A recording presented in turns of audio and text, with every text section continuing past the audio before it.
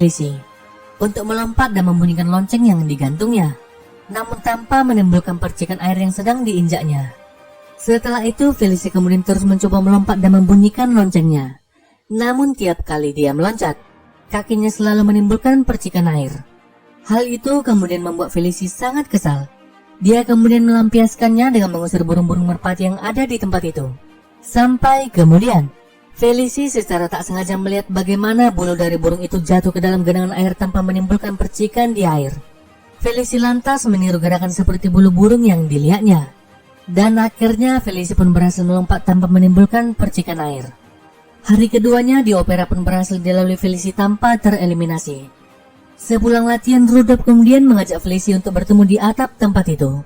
Di tempat itu mereka kemudian saling berkenalan. Rudolph juga berusaha untuk terus menggoda Felici.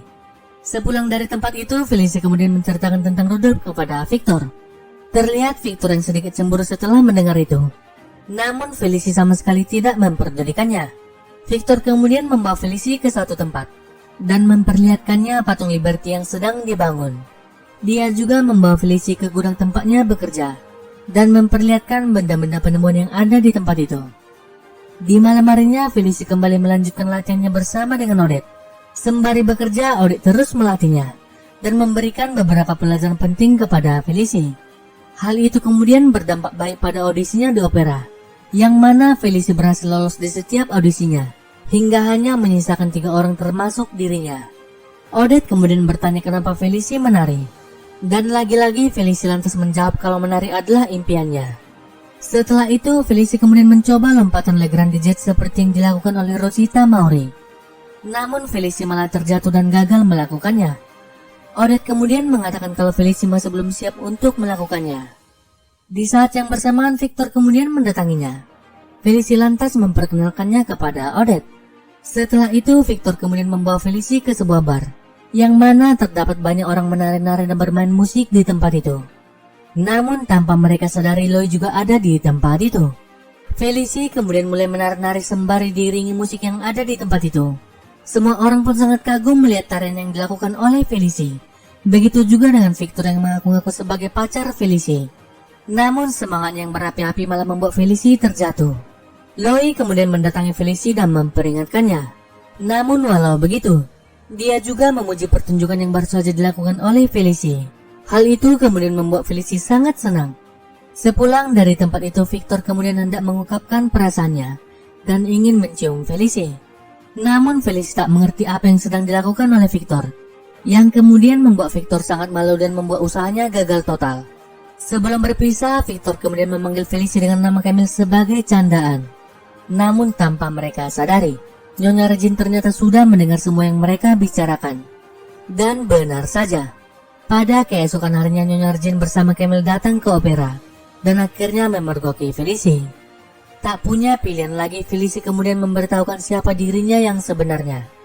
Di saat yang bersamaan, Odette juga mendatangi Felici, yang kemudian membuat Nyonya Regine sangat marah dan hendak memecatnya. Namun Loe menghentikannya dan mengancam akan mengeluarkan Camille jika Nyonya Regine berani memecat Odette dari pekerjaannya. Loe juga memberikan kesempatan kepada Felici untuk terus melanjutkan audisi di tempat itu. Namun jika gagal, Felici harus segera meninggalkan opera itu. Hal itu kemudian membuat Nyonya Regine sangat marah. Tak lama berselang, Loe kemudian memberitahukan sesuatu kepada Felici. Dia mengatakan kalau dulunya Odette adalah penari yang terbaik di generasinya. Sampai kemudian sebuah kebakaran di panggung menghentikannya dan menjadikannya seperti saat ini. Hari-hari selanjutnya pun dihabiskan Felici untuk terus berlatih bersama dengan Odette. Begitu juga dengan Camille yang dipaksa berlatih keras oleh sang ibu. Pada audisi selanjutnya, Felici kembali berhasil melewatinya. Hingga kini hanya menyisakan dirinya dan Camille yang akan bersaing. Loe kemudian meminta mereka berdua untuk datang pada esok pagi untuk audisi terakhir. Setelah itu, Camille lagi-lagi mencoba memprovokasi Felici. Dia mengatakan kalau Felici bukanlah siapa-siapa dibandingkan dirinya. Melihat hal itu, Rudolph kemudian berusaha menghibur dan menggoda Felici. Dia juga mengajak Felici untuk bertemu di Menara Eiffel pada malam harinya. Sepulang dari tempat itu, Felici kemudian bertemu dengan Victor. Dia kemudian memberitahukan kepada Victor kalau dirinya berhasil lolos ke final audisi. Dan setelah itu, lagi-lagi Felici menceritakan tentang Rudolph kepada Victor. Namun di saat yang bersamaan, Victor kemudian mengajak Felicia untuk makan malam di menara